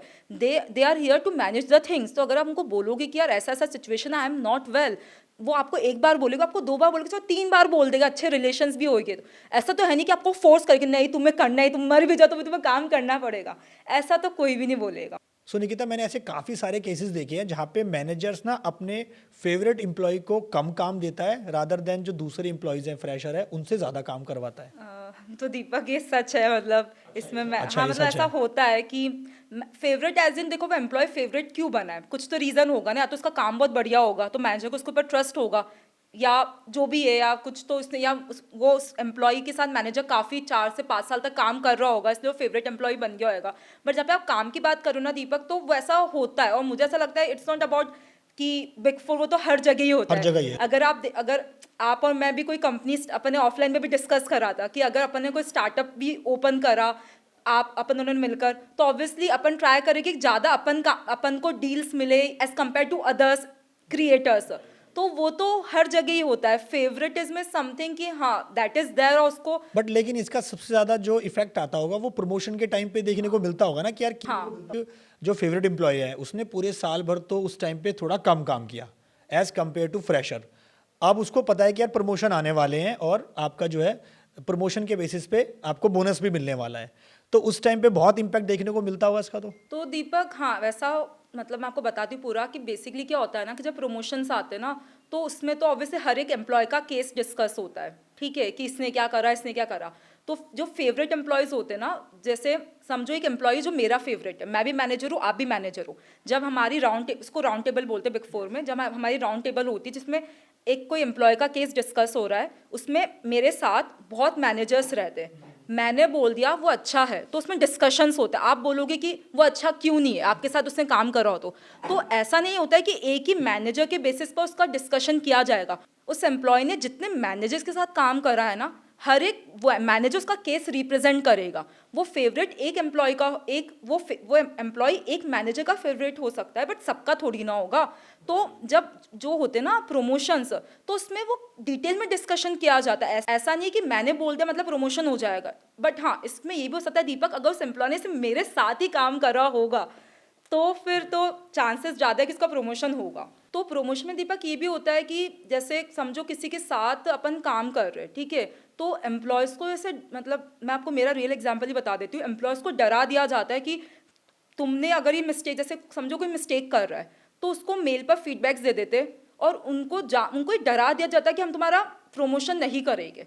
मतलब एम्प्लॉयज़ को इतना डरा देते अननेसेसरी, बिना मतलब एक ही मिस्टेक करे उसको इतना डरा दिया जाता है। मेरे को ऐसा लगता है वो बहुत गलत है। एम्प्लॉयज़ को अपना काम करने दो ना। देखो, प्रमोशन होना है नहीं होना है वो तो आपके हाथ में है नहीं।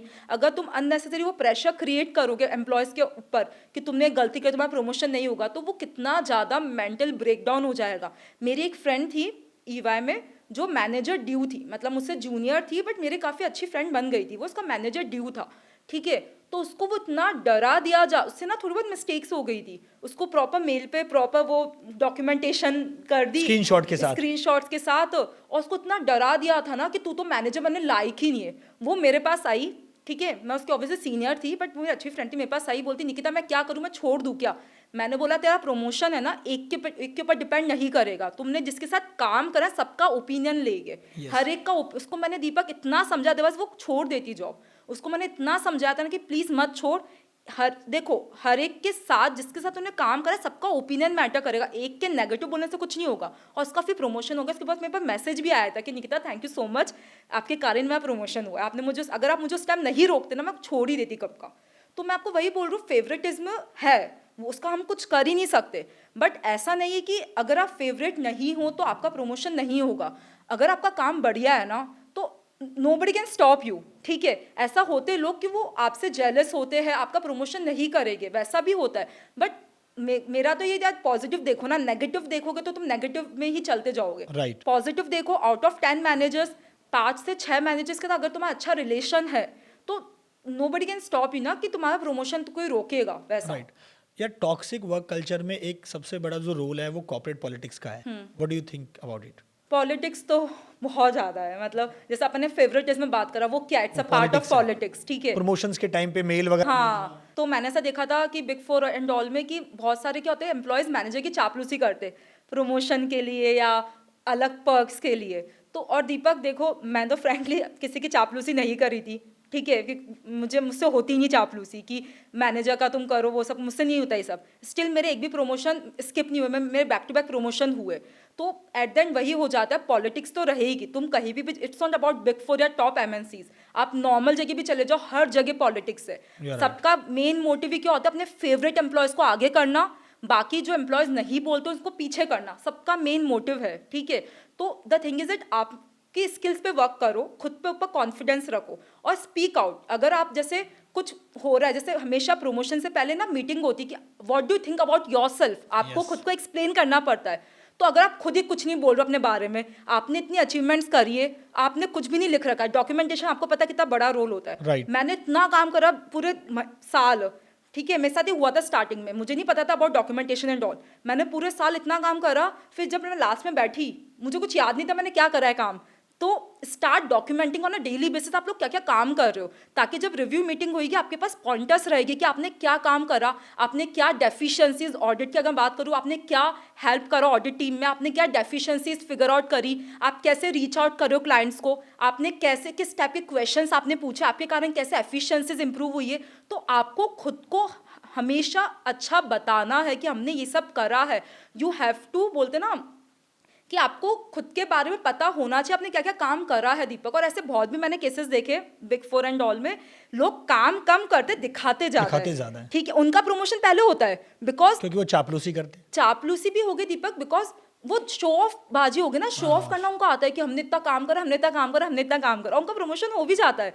तो एट द एंड वही है कि तुम्हें दिखाना पड़ेगा, अगर तुमने काम नहीं भी करा है ना इन केस, तो तुम्हें उस तरीके से प्रेजेंटेबल होना पड़ेगा कि तुमने बहुत काम करा है। जैसे अगर कोई मैनेजर कोई टास्क भी दे रहा है, ठीक है, तो मेरी एक फ्रेंड थी, वो कम काम करती थी, तो बट वो दिखाती थी उसके पास बहुत सारा काम है, ठीक है, और वो चिल करती थी अपनी लाइफ में। तो मुझे भी इसकी अप्रोच पहले गलत लगती, मुझे अब सही लगती, मुझे ऐसा लगता है यार कि ये भी बढ़िया है ना, मतलब अगर तुम्हें बोलना अच्छा आता है, ठीक है, तुम्हें फुल ऑफ शो ऑफ करना आता है, तुम्हारे पास बहुत काम है।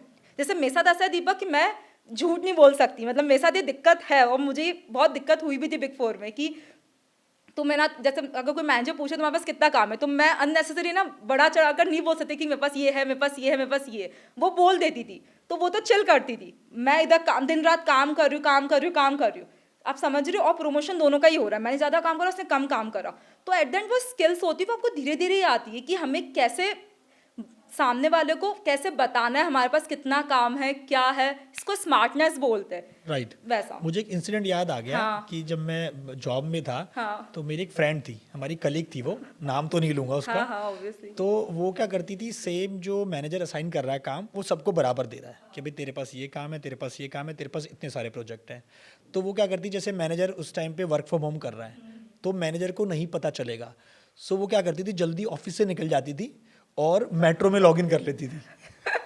तो उसको ये रहता था कि किसी को कुछ नहीं पता था, लेकिन आई डोंट नो, जैसे ही मैनेजर को पता लगता था कुछ भी चीज़ें, भाई जो वो उसकी लेनी करता था, मतलब उसको मैसेंजर पे मतलब जो भी चैट का जो सोर्स होता है उस पर दुनिया भर के मैसेज देता था कि ये काम भेजो, ये काम भेजो, फिर वो आके सुनाती थी और मतलब शो ऑफ करती थी। उसने अपनी गलती एक्सेप्ट नहीं करी कि मैं जल्दी निकल गई या मेरे से गलती हो गई। हाँ, ऐसे बहुत करते थे और शो ऑफ इतना करती थी, सर मेरे पास बहुत काम है, सर मेरे से काम नहीं होगा, प्लीज सर। बट दीपक यही है कि जैसे मुझसे ये नहीं होता, हाँ ऐसा बहुत होता है, शो ऑफ बाजी बहुत ज्यादा होती कि काम कम है बट शो ऑफ ऐसा करेगी कि दुनिया भर का काम है और उनका प्रमोशन भी हो जाता है दीपक। द थिंग इज दैट उनका वही होता है दीपक। नहीं, मेरे वाले केस में तो उसका नहीं, प्रमोशन मेरे वाले हुआ। केस में हो गया था क्योंकि उसकी अलग नेक्स्ट लेवल की शोबाजी थी। मुझे भी नहीं पता मतलब एक होता है तुम लोग हैंडल कैसे कर लेते हो इतना। मुझसे तो इतना झूठ बोला ही नहीं जाए। मतलब अगर मेरे पास काम कम है तो मैं शो ऑफ कैसे कर सकती हूँ, मेरे पास इतना काम है। वो वही स्किल्स होती दीपक। देखो मेरे पास तो ये स्किल्स नहीं है बट जिसके पास है वो मजे कर अच्छी रहा बात है, है। वो मजे कर रहा है, वैसा सीन है।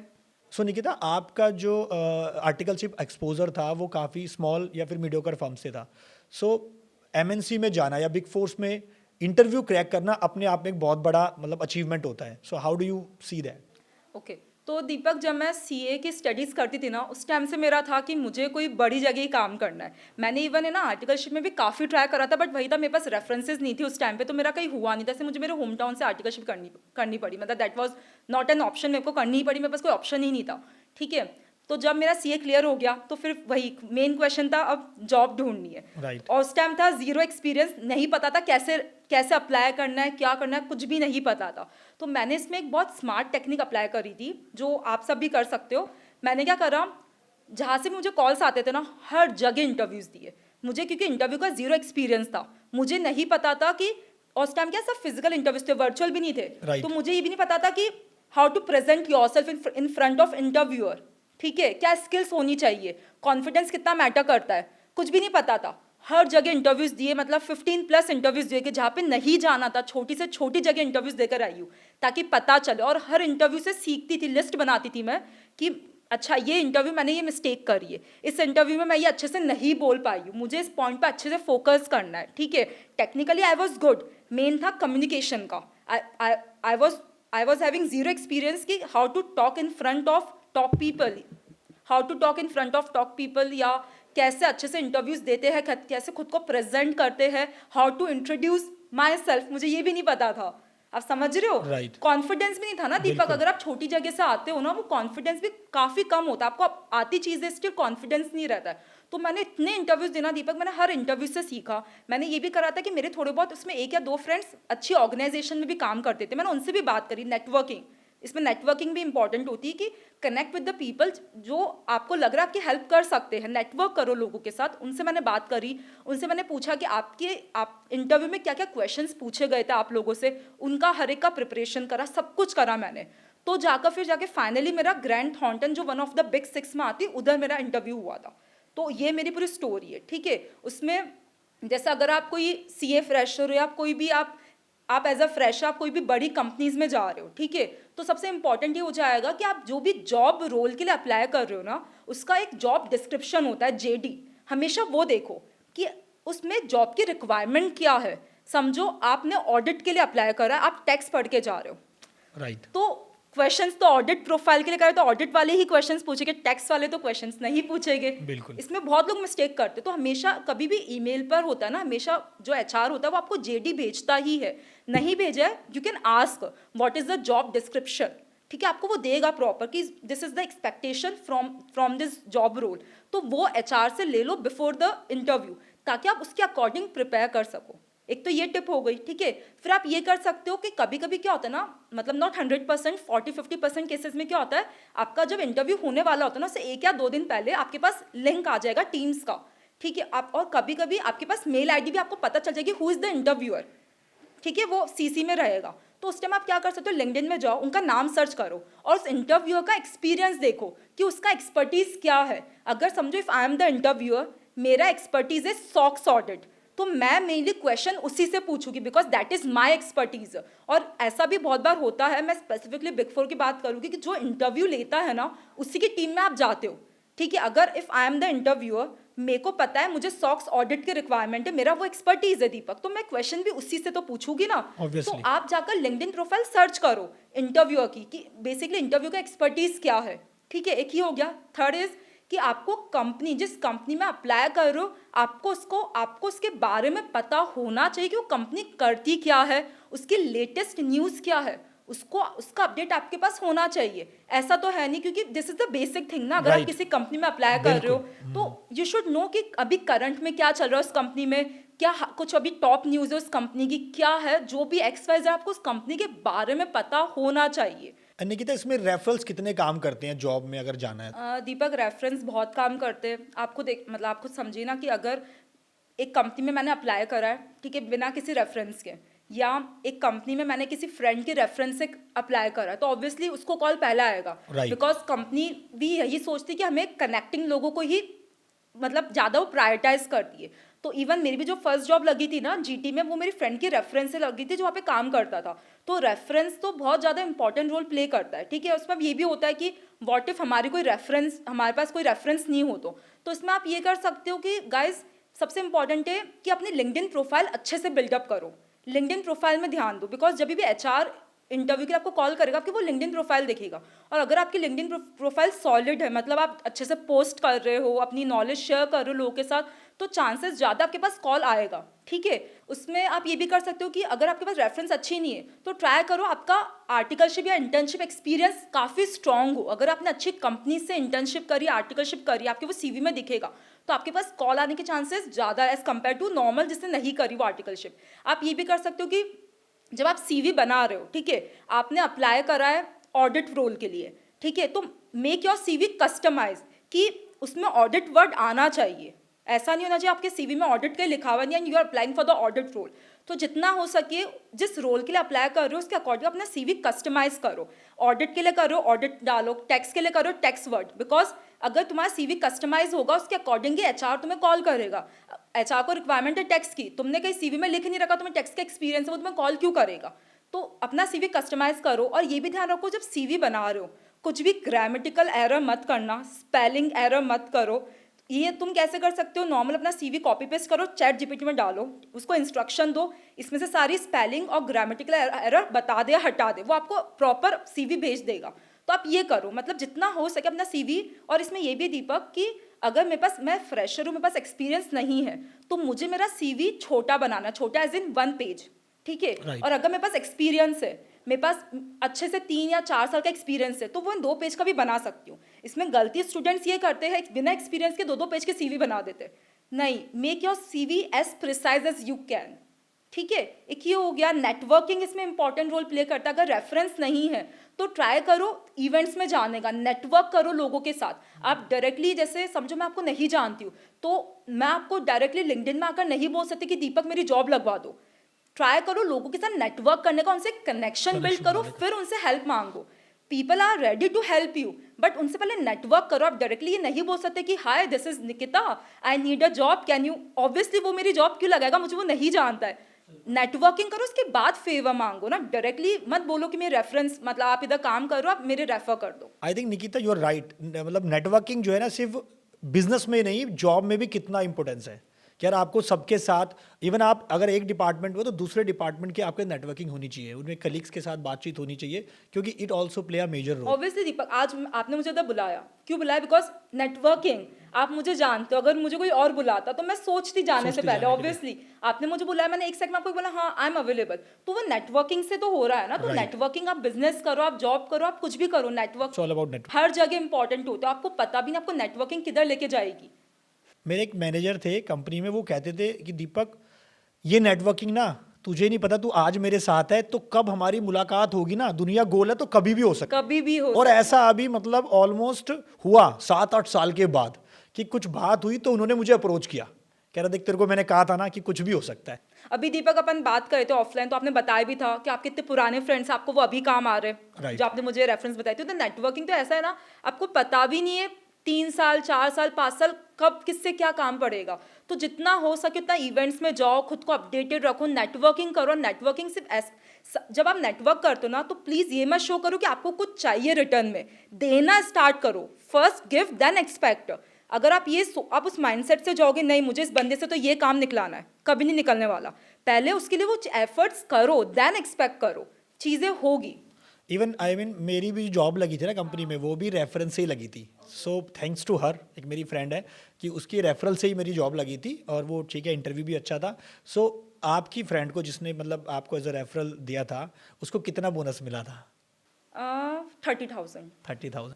सो आप समझ सकते हो गाइस कि अगर आप किसी को रेफर करते हो, आप कहीं पे जॉब कर रहे हो, किसी अपने फ्रेंड को रेफर कर रहे हो, तो उससे आपको बोनस भी मिलता है। हाँ, और दीपक इसमें ना बहुत लोगों का मिसकंसेप्शन होता है कि हम लोग उनसे क्यों हेल्प मांगे, मतलब लोगों को ऐसा लगता है बहुत लोगों को कि यार हम उनसे बात नहीं करते, हम कैसे बोले कि हमारा सीवी इस ऑर्गेनाइजेशन में रेफर कर दे। समझो मैं किसी को आफ्टर 5 years मैसेज कर रही हूँ कि can you please help me with this, but guys do understand, Deepak ने भी मेंशन करा है, अगर वो आपका सीवी रेफर करेंगे, आपका सिलेक्शन हो गया, उनको इसमें प्रॉफिट है, उनका कुछ लॉस नहीं है, उनको अच्छा खासा बोनस मिलता है, 30,000, 50,000, 1 लाख तक भी बोनस मिलता है अगर टॉप पोजीशन में रेफर कर रहे हो तो प्लीज़ ये मत सोचो कि यार हम किसी से हेल्प नहीं मांग सकते, इट्स नॉट अ हेल्प, उनको भी प्रॉफिट इक्विवेलेंट मिलता ही है। अच्छा, we had lot discuss about managers and toxic work culture, so what if we talk about hiring process, कैसा होता है एमएनसीज के अंदर, कैसे इस काम करता है ये हायरिंग प्रोसेस? हाँ। ओके, तो दीपक क्या होता है, मैं आपको बिग 4 का बताती हूँ। नॉर्मली क्या होता है ना, आपको एचआर फर्स्ट होता है, HR round. HR round is something कि आपसे बेसिक क्वेश्चंस पूछेंगे कि जैसे how you see yourself 5 years down the line, what is सबसे your basic question, what is your weakness, what is your strength, tell me something about yourself. ये सारे इस type के क्वेश्चंस होंगे कि work life balance, what do you think about work life balance, are you comfortable working on weekends, इस type के questions पूछते कि are you comfortable, because audit में ट्रैवलिंग रहती है, कभी इस क्लाइंट में कभी, तो are you comfortable in travelling. तो these are the basic questions, एक फिल्टर लग जाता है इसमें, बेसिकली आपकी कम्युनिकेशन स्किल्स टेस्ट होती है, और मुझे नहीं लगता कोई टेस्ट होता होगा, और आपका एक नेचर बिहेवियर पता चलता है कि आप एज ए एम्प्लॉय कैसे हो। वंस यू पास, ये बहुत सिंपल होता है, ठीक है, once you pass that round, फिर राउंड 2 होता है, दैट इज टेक्निकल राउंड, जो सबसे टफ राउंड होता है, ठीक है। उसमें क्या होता है, आपने जिस प्रोफाइल के लिए अप्लाई करे, जैसे मैंने ऑडिट में किया था, तो उसके रिलेटेड आपसे क्वेश्चंस पूछे जाएंगे, और वो चलता है अराउंड 45 मिनट्स अराउंड चलता है वो, ठीक है। और उसमें समझो आपने मुझसे क्वेश्चन पूछा, मैंने आंसर करा है, ठीक है, फिर उस आंसर में से वो लोग फिर से क्वेश्चंस बनाते।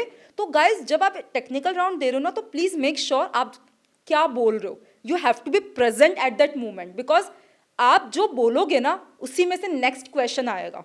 तो प्लीज़, ऐसा होता है दीपक, हम लोग है ना बड़ा चढ़ा कर बोल देते हैं, हमने ये करा, हमने ये करा, और जब उसमें से क्वेश्चंस आते हैं उसका आंसर नहीं कर पाते। 80 से 90% मिस्टेक्स ही वही होती है। अगर इंटरव्यू क्लियर करना है ना, प्लीज़ बी अवेयर कि तुम लोग क्या बोल रहे हो। आप ये सोचो कि मतलब जब मैं जाती थी, मैं इस माइंडसेट से जाती थी कि मुझे मेरा इंटरव्यू चलाना है, मतलब मैं जो चाहूँगी इंटरव्यू वही क्वेश्चन पूछना चाहिए, तो मैं उस वे से अपना आंसर फ्रेम करती थी। आप समझ रहे हो? तो आपको वो इतना एक्टिव होना चाहिए। जैसे अगर समझो मुझे रेवेन्यू अच्छे से आता है, ठीक है, मैंने वो काम कर रखा है, तो आई वॉन्ट कि इंटरव्यूअर उसी से क्वेश्चन पूछे, तो मैं जानबूझकर वो कहीं ना कहीं बोलती थी, मैंने रेवेन्यू में ऐसा कर रखा, तो उसी से वो क्वेश्चन पूछता था। तो द थिंग इज दैट वो इंटरव्यू आपके हाथ में होना चाहिए, आपको पता होना चाहिए सामने वाला क्या क्वेश्चंस पूछना चाहिए। Basically focus on your strength, not on your weakness. सबसे अच्छा आपको बता रही हूँ मैं, अपनी स्ट्रेंथ खुद को पता होनी चाहिए कि मुझे इसमें क्या मैं चाहती हूँ इंटरव्यू में से क्वेश्चंस पूछे। और बट हाँ, कभी कभी ऐसा होता है कि इंटरव्यू अलग ही क्वेश्चंस पूछ लेता है, ऐसा बहुत बार होता है दीपक, कि अपन की एक्सपेक्टेशंस कुछ और थी, कुछ और ही पूछ लेता है। तो यार उसमें पैनिक मत करो, जितना आ रहा है ना उतना आंसर अच्छे से करो। जैसे अगर इंटरव्यू ने समझो 10 क्वेश्चंस पूछा है, आई एम 100% श्योर 10, ऐसा तो होगा नहीं कि 10 के 10 आपको आंसर्स नहीं आ रहे, 10 में से 5 तो आ रहे ना, अच्छे से बोलो, ठीक है। मेन क्या होता है ना टेक्निकल राउंड में दीपक, अपना कॉन्फिडेंस भी टेस्ट होता है, बिकॉज एज अ फ्रेशर क्या होता है, मुझे पता है कि मतलब अगर समझो आप मैनेजर हो, मेरा इंटरव्यू ले रहे हो, आपको पता है कि सामने वालों को एक्सपीरियंस ज़्यादा नहीं है, आपको सिखाना तो पड़ेगा ही, but you are just testing कि सामने वाले की कम्युनिकेशन स्किल्स कैसे, उसका कॉन्फिडेंस कैसा है और उसका एटीट्यूड कैसा है, लर्निंग एटीट्यूड है या सिर्फ कंप्लेनिंग एटीट्यूड है। अगर मैं कुछ बोलूँ, आपने कोई क्वेश्चन पूछा, मुझे नहीं आ रहा है, मैंने बिना एफर्ट्स करे, बिना कुछ दिमाग लगे से बोल दिया मुझे नहीं पता, तो इट इज़ समथिंग कि आप कुछ एफर्ट्स ही नहीं कर रहे हो, नहीं आ रहा है आंसर, ठीक है, बट ट्राई तो करो, ट्राई गिविंग दैट आंसर ना, मतलब ज़्यादा क्या गलती तो होगा, वो उसको ही पता है कि आउट ऑफ 10 कोई भी 100% करेक्ट आंसर्स नहीं देगा, तो वो एफर्ट्स दिखने चाहिए, आपको दिखना चाहिए कि निकिता कितनी मेहनत कर रही है, उसका आंसर उसको नहीं आ रहा, स्टिल वो कितनी मेहनत कर रही है आंसर समझने और बोलने में। ठीक है वैसा, तो वो एफर्ट्स दिखने चाहिए। तो ये सब टेक्निकल राउंड हो गया, ठीक है। एक बार आपका टेक्निकल राउंड हो जाएगा, हमने अभी एचआर राउंड की बात करी, देन टेक्निकल राउंड आ गया। Once you clear that round, फिर आपका आता है मेन पार्टनर राउंड। उसमें क्या होता है ना, ऑब्वियसली जो पार्टनर है वो आपसे क्वेश्चन पूछता है, और वो चलता है अराउंड कम ही मतलब इट्स बेसिकली 15-20 मिनट्स, और ये नॉर्मली फॉर्मेलिटी का होता है, because once you get through this technical round ना, तो पार्टनर राउंड ऐसा बोलते कि वो हो ही जाता है। बट ऐसा होता भी बहुत बार दीपक, कभी कभी क्या होता है, पार्टनर फ्री हो तो कभी कभी वो आधा घंटा भी राउंड ले लेगा। तो मेंटली प्रिपेयर्ड रहना उसके लिए। और उसमें भी वही होता है, आपसे जिस टाइप के टेक्निकल क्वेश्चंस पूछते हैं ना, उसमें थोड़ा और टफ क्वेश्चंस पूछते हैं, आपको सिचुएशन देते कि आपके पास ये है, मतलब व्हाट इफ अगर ऐसा हो जाए, किसी कंपनी में गोइंग कंसर्न इशू हो जाए तो आप लोग क्या करोगे। तो आपको सिचुएशन बेस्ड भी क्वेश्चंस काफ़ी पूछा जाता है कि अगर फ्रॉड हो जाए आप कैसे उसको रिपोर्ट करोगे, फिर आपको कारो वारो वो सब इंडिकेट करना पड़ता है, मतलब वो तो अलग लेवल के। तो उसमें बेसिकली वही होता है कि आपको इस टाइप के क्वेश्चंस पूछते हैं। Thank you Nikita for coming on our podcast. यार बहुत अच्छा लगा, बहुत कुछ आपने सिखाया कि कैसे आप इंटरव्यू से लेके कैसे जॉब क्रैक कर सकते हो। और हर एक ऑर्गेनाइजेशन ना ऐसा नहीं है गाइस कि ऑर्गेनाइजेशन बुरी होती है। एज निकिता सेड कि यार आपको अपने विजन के हिसाब से, अपने पैशन के हिसाब से वहाँ ढलना पड़ता है कि वहाँ पे आप कितने पैशनेट हो, काम करने के लिए सीखना चाहते हो। और एज अ फ्रेशर भाई आपको वहाँ पे 110% देना होता है, टाइम देना होता है, आपको करके दिखाना होता है कि हाँ सर देखो मुझे आता है। तो उसके लिए आपको टाइम देना होता है और थोड़ा प्रेशर भी लेना होता है। Thank you Nikita for coming here. Thank you so much Deepak, it was I was having a great time.